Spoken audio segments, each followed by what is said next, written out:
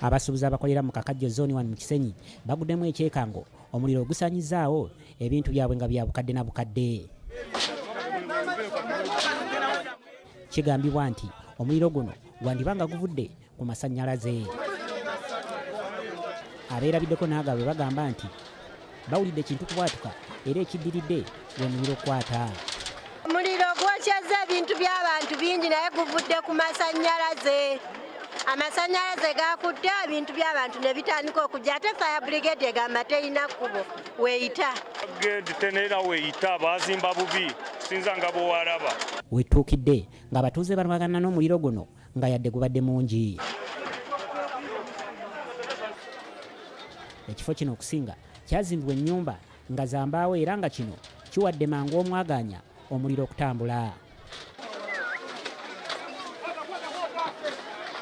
Abantu balabiddwako nga basengula ebintu byabwe ababadde tebannaba kukwata muliro.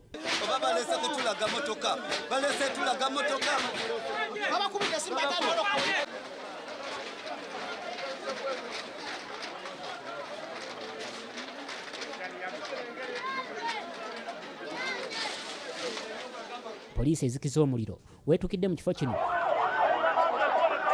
nga terina weeyita ekyongedde okunyiiza abantu. Gutandisemu naye abamu bagamba nti oba amasannyalaze.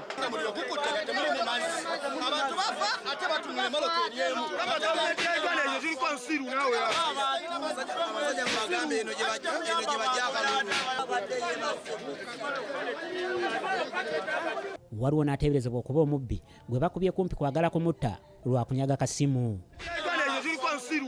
We tuviiriddeyo ng'omuliro gukyagenda mu maaso n'okusaasaana. Chris Malimu Semakula, BBS Refina, Gambuuze.